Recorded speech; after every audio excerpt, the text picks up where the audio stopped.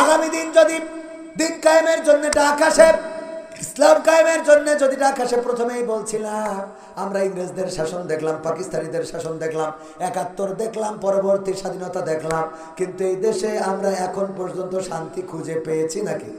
পাইছি। সুতরাং আমাদের বক্তব্য হলো, যেহেতু ইংরেজরা শান্তি দিতে পারে নাই, পাকিস্তানিরা শান্তি দিতে পারে নাই, স্বাধীন বাংলাদেশ হওয়ার পরেও সোনার বাংলা গড়তে চেয়েছে, গড়তে পারে নাই। গ্রিন বাংলা গড়তে চেয়েছে, পারে নাই। সবুজ বাংলা, নতুন বাংলা, ডিজিটাল বাংলা, স্মার্ট বাংলা গড়তে চেয়ে স্টেজ ভেঙেছে। ঠিক না ভাই? ঠিক। স্মার্ট বাংলাতে ঠিক না বেঠে? দেশ পর্যন্ত পৌঁছায় নাই। সবুজ বাংলা গড়বে, সোনার বাংলা গড়বে, নতুন বাংলা গড়বে, ডিজিটাল বাংলা গড়বে, স্মার্ট বাংলা গড়বে। আমরা আজ পর্যন্ত এত কিছু খালি শুনেছি, সেই ডিজিটাল বাংলায় শান্তি পাই নাই, স্মার্ট বাংলায় শান্তি পাই নাই, সোনার বাংলায় শান্তি পাই নাই, নতুন বাংলায় শান্তি পাই নাই, সবুজ বাংলায় শান্তি পাই নাই। আমাদের দাবি হলো আগামীর বাংলা হতে হবে আল কোরআনের বাংলা, ইসলামের বাংলা। বলেন ঠিক কিনা? যেহেতু সোনার বাংলা দিয়ে, সবুজ বাংলা দিয়ে, ডিজিটাল বাংলা দিয়ে, স্মার্ট বাংলা দিয়ে এই দেশের মানুষের নিরাপত্তা দিতে পারো নাই, খুন গুম ঠেকাতে পারো নাই, ধর্ষণ ঠেকাতে পারো নাই, সুতরাং আগামীর দেশ হবে ইসলামের দেশ। সবকিছু দেখা শেষ, দাড়ি টুপির বাংলাদেশ। বলেন ঠিক কিনা? সেই দাড়ি টুপির বাংলাদেশ কি এমনি এমনি হয়ে যাবে? তার জন্য আল্লাহ বলেছেন কি করতে হবে, ইয়া আইয়ুহাল্লাযীনা আমানু হাল আদুল্লুকুম আলা তিজারাতিন তুনজিকুম মিন আযাবিন আলীম। ওগো ঈমানদারেরা, তোমরা কি করো? একটা ব্যবসা ধরাই দিচ্ছি, এটা করো, করলে কি হবে? জাহান্নামের আগুন থেকে বাঁচবা। ব্যবসাটা কি? সে ব্যবসাটা পরে বলতেছে, তুমিনুনা বিল্লাহ, আল্লাহর প্রতি ঈমান, ওয়া রাসূলিহি, এবং রাসূলের প্রতি, ওয়া তুজাহিদুনা ফি সাবিলিল্লাহ। কার রাস্তায়? আল্লাহর রাস্তায়। কি করতে হবে? জিহাদ। বিআমওয়ালিকুম, মাল দিয়ে, ওয়া আনফুসিকুম, জান দিয়ে, লাআল্লাকুম তাত্তাকুন। হ্যাঁ, তবে তোমরা কি তাকওয়ার অধিকারী হতে পারবে। লাআল্লাকুম তাত্তাকুন নাকি আরেকটা অংশ? তুফলিহুন, তুফলিহুন, তাহলে তোমরা সফল কাম হবে। কি হবে? সফল কাম। আর তাত্তাকুন মানে কি? ভয়। তাহলে তোমরা কি হবে? এটা আমি প্রথমে যে আয়াত তেলাওয়াত করেছিলাম সূরা বাকারা 183 নম্বর আয়াত, ওখানে লাআল্লাকুম তাত্তাকুন। আমি তো অল্প বুঝি, এই জন্য একটা আরেক জায়গায় চলে গেছে। তো অসুবিধা নেই, এটা আল্লাহ ক্ষমা করে দেবে, আপনারাও ক্ষমা করে দেন। রাজি আছেন? তো আমরা আল্লাহর সাথে ব্যবসা করতে রাজি আছি না নাই? কারা কারা রাজি? হাত উঁচু করেন তো। সবাই, সবাই রাজি? সবাই? সত্যি আল্লাহর সাথে প্রতারণা করা যায়?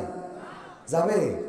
আমরা কেউ প্রতারণা করবো না, আমিও করবো না। এই পিসায় ব্যাগ দেখি, মানি ব্যাগ আছে ওর মধ্যে। আল্লাহর সাথে ব্যবসা করতে গেলি ব্যবসার পুঁজির দরকার আছে না নেই? হ্যাঁ, তো আমরা একটু পুঁজি ইনভেস্ট করি। আমি অন্তত কিছু না দিয়ে ইনভেস্ট করলে তো হবে না। 1 2 3 4 5, হ্যাঁ, 1000 মানে কি? বঙ্গবন্ধুর টাকার নোট একটাও নেই। এই নেই।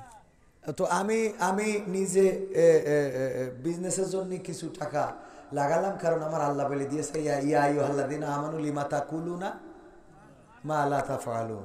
এমন বললে না যা কাজে করে না। হুজুর খালি বলবা নুবা, হুজুর দুবা না, তা হবে না। ইমাম সাহেব আগে 1 ব্যাগ সিমেন্ট লিখে দিতে হবে, আমাদের মসজিদের ছাদ ঢালাইয়ের জন্য সিমেন্ট দরকার। আমি ইমাম 1 ব্যাগ দিলাম, এবার আপনারা দেন। ঠিক না ভাই? ঠিক।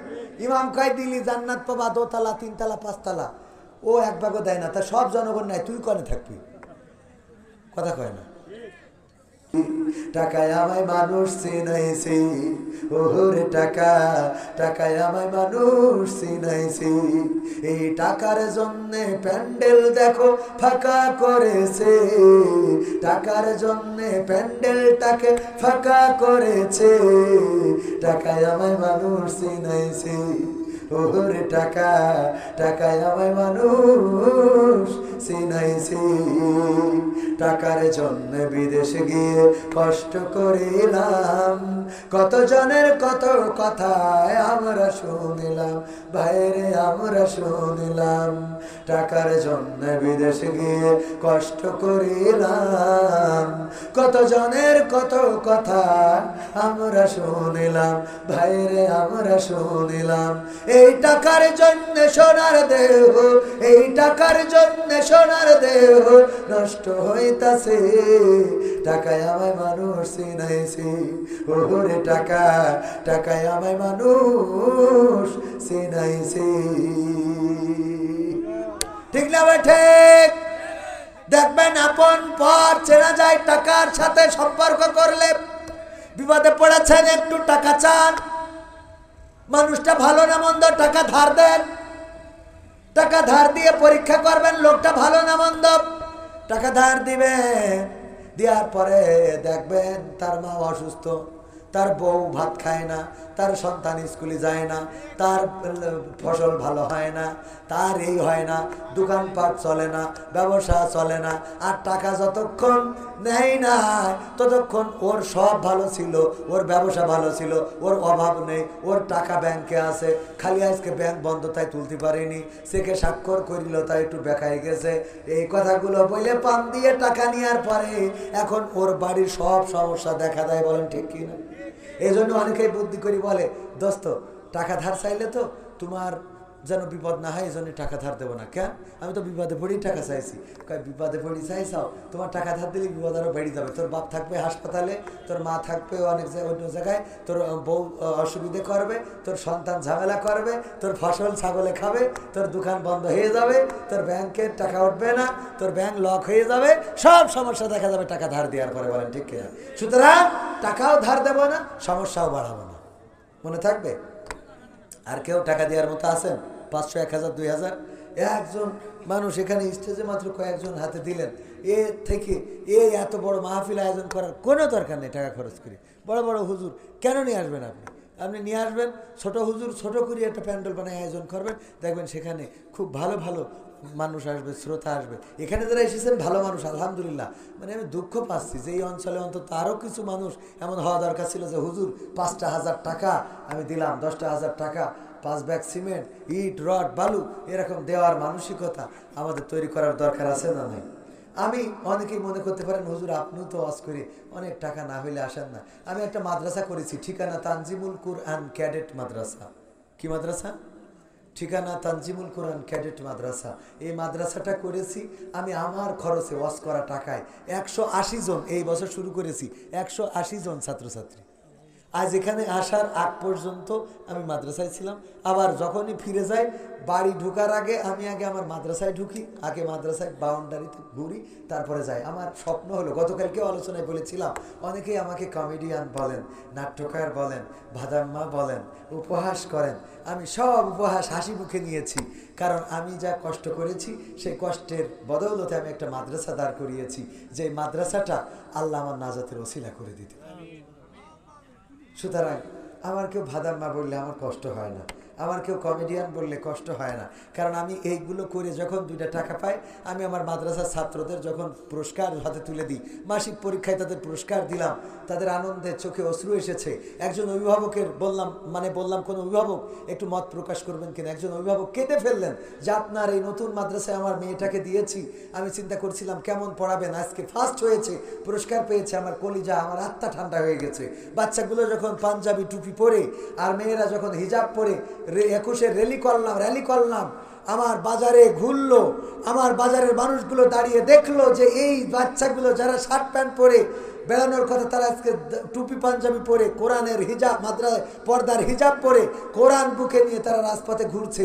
পাশে থাকা অন্যান্য ক্যাডেট স্কুলগুলোতে স্বাধীনতা দিবসের নামে ওই বাদ্য বাজনা বাজাচ্ছে, আর মেয়েরা সেই যে এসে তাকে নাকি ধিন্তা করতেছে।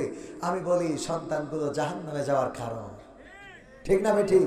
আল্লাহ বলেন ইয়া আইয়ুহাল্লাযীনা আমানু কু আনফুসাকুম ওয়া আহলিকুম নারা, ওগো ঈমানদারেরা তোমরা নিজের আগুন থেকে বাঁচো এবং সন্তানদেরকে বাঁচাও। আমাদের সন্তানগুলো টিকটক করে, ডিজে বাজায়, স্বাধীনতা দিবস, লাইলাতুল ভ্যালেন্টাইন, তারপরে যে উল্টো পাল্টা কাজ, পিকনিক করা, এ করা, তা করার দুমদাম ধামাক্কা বাড়ি। বাধা দেন না। মাদ্রাসা, আমার মাদ্রাসা করতে যে হাজারো বাধা, তারপরেও আল্লাহর শুকরিয়া যে আলহামদুলিল্লাহ আমি এগুলো করেছি। এটা কেন বললাম? এটা বললাম এই জন্যে যে আমাদের কাজগুলোতে অনেকেই মনে করেন হ্যাঁ আমি ভিজিট করার জন্য বলবো, আমার চেয়ারম্যানকে বলবো আমার মাদ্রাসায় যে ভিজিট করেন। আমি এই বছর বাচ্চাদের বলেছি যারা পড়বে বই ফ্রি, পোশাক ফ্রি, তাদের পরীক্ষার খাতা ফ্রি। আমার বাচ্চারা পড়ুক, আমি তাদেরকে মানুষ করতে চাই, আমি আমার টাকা খরচ করে ওদেরকে মানুষ করে দিতে চাই। আল্লাহ কবুল করুন, বলেন আমিন। আমাদের মানসিকতা যদি এইগুলো করতে পারি, আল্লাহ এগুলো আমাদের নাজাতের ওসিলা করে দিবেন, বলেন আমিন। এই মাদ্রাসায় ছাত্র দেওয়ার দরকার আছে না নাই? শুধু ছাত্র দিবেন না, তদারকিও করবেন ওই ছাত্র ঠিকমতো নামাজ পড়ছে কিনা, নামাজ শিখছে কিনা, হুজুরা শিখাচ্ছেন কিনা, এই তদারকি করারও দায়িত্ব আপনাদের। মাদ্রাসায় দিয়ে মনে করেন যে মাদ্রাসায় একটা দিছি, ও 40 জন সুপারিশ করি জান্নাতে নিয়ে যাবে, ও তো নিজেই জাহান্নামে, তা তো সুপারিশ করবে। এমপিরা সব কোথায় গেল, মন্ত্রীরা সব কোথায় গেল, কোথায় কাদের কাকা, তাদের ছাড়া দেশটা এখন লাগে ফাঁকা ফাঁকা, ওদের ছাড়া দেশটা এখন লাগে ফাঁকা ফাঁকা। আইন মন্ত্রী আটকে গেল আইনেরই ফাঁকে, দাড়ি ছাড়া দরবেশের ভণ্ড ভণ্ড লাগে। আইন মন্ত্রী আটকে গেল আইনেরই ফাঁকে, দাড়ি ছাড়া দরবেশের ভণ্ড ভণ্ড লাগে। শুনছি কত নেতা নেত্রী খাইতেছে ভাই ডান্ডা, বিচারপতি কালামানিকের ফাটিয়েছে আন্ডা। পলকের ঝলক গেল, পলকের ঝলক গেল থামিয়ে নেটের চাকা, তাদের ছাড়া দেশটা এখন লাগে ফাঁকা ফাঁকা, ওদের ছাড়া দেশটা এখন লাগে ফাঁকা ফাঁকা। কই গেল সেই সংসদেতে মমতাজের গান, কোথায় গেল হযরত বলা শামীম ওসমান, কই গেল সেই সংসদেতে মমতাজের গান, কোথায় গেল হযরত বলা শামীম ওসমান। ইনু মেনন্দীপু মনি আছে কারাগারে, বাপ করিলেও পাপ কখনো ছাড়ে কি আর তারে। কোথায় গেল স্পিকারের, কোথায় গেল স্পিকারের দৃষ্টি আঁকা বাঁকা, তাদের ছাড়া দেশটা এখন লাগে ফাঁকা ফাঁকা, ওদের ছাড়া দেশটা এখন লাগে ফাঁকা ফাঁকা। কোথায় গেল আরাফাত আর ব্যারিস্টার সুমন, কথা বলার সময় তারা করেনি ওজন। মুরগি কবির খাইছে ধরা, জাফর কোথায় আছে, গোপনে কি সেও গেল মোদি দাদুর কাছে। কোথায় গেল সালামের, কোথায় গেল সালামের কাড়ি কাড়ি টাকা, তাদের ছাড়া দেশটা এখন লাগে ফাঁকা। লাগে না, লাগে না, কেন লাগে? কারণ আগে আমরা টেলিভিশন খাটাইলে শুনতে পারতাম কেমন করে কুমড়া দিয়ে বেগুনি বানানো যায়, ঠিক না বেটে? কেমন করে কাঁঠাল দিয়ে বার্গার খাইতে হয়, কেমন করে কাঁচামরিচ ভিজিয়ে শুকনো শুকিয়ে রাখলে আবার বর্ষাকালে ভিজাইলে জেতা হয়ে যায়, এইগুলো শিখতাম। শুধু তাই না, আমাদের দাদার দেশের সাংবাদিক দেখলাম যে সাক্ষাৎকারে নিয়েছে, জনগণ বলতেছে দাদা বড্ড কষ্টে আছি দাদা। কে? বাংলাদেশে পেঁয়াজ রপ্তানি হচ্ছে না বলে দাদা, এ দেশে তো পেঁয়াজের দাম পাচ্ছি না। আমাদের বাংলাদেশে পেঁয়াজ দিতে পারলে পেঁয়াজের দাম পেতুম দাদা। আমি বললাম আমাদের পেঁয়াজ লাগবে না, কারণ আমাদের নেত্রী পেঁয়াজ ছাড়া রান্না শিখায়, তারপর ওই পারে গেছে, ঠিক না ভাই? ঠিক, পেঁয়াজ ছাড়া রান্নায় আমরা আজানি রে। সুতরাং তোমাদের ওই পেঁয়াজ আমাদের আর দরকার নাই, তোমরা যদি গরু না দাও তাও আপত্তি নাই, কারণ আমরা কাঁঠাল দিয়ে গোশত বানাই, ঠিক না ভাই? এরপরে যদি তোমরা আমাদের ওই যে সৌদি আরব যদি বলে খুরমা দেব না, রোজার মাস আমি বলি আমরাও খাবো না, কারণ আমরা ইফতার খোলার জন্য পেয়ারা আর বড়ই দিয়ে ইফতার খুলতে পারি না, পারি না। সব শিখা আছে না নাই? শুধু তাই না, আমার আব্দুল সালাম সাহেবের স্ত্রী বলল যে একটা ফোন কিনে দাও, স্ক্রিন টাচ ফোন, আমি যেন কবির বিন আমাদের এই হ্যালো দেখতে পারি। উনি কিনে দিয়েছে, যেদিন কিনে দিয়েছে ওই দিন টেলিভিশনে দেখে ওবায়দুল কাদের কাকা বলতেছে এই মোবাইল কে দিয়েছে? শেখ হাসিনা দিয়েছে। বাড়ি গেলি বলছে নাও তোমার ফোন নিয়ে দাও। কে? তারপরে তোমার শেখ হাসিনা তিরানের ফোন আমি চালাবো, ঠিক না ভাই? ঠিক, সব ওদের, সব কাদের? এই বিউটি পার্লার এটা কে দিয়েছে? আছে না নাই? সব ওদের। আমি বললাম সব কি? এই শাড়ি ব্লাউজ সব তো ওদের, ঠিক না বেটে? আল্লাহ হেদায়েত করুন, বলেন আমিন। আগামীকাল এবং পরশু 2 দিন মাহফিল আছে, সুতরাং মনে চাইলেও অনেক কথা আর বলা সম্ভব হচ্ছে না।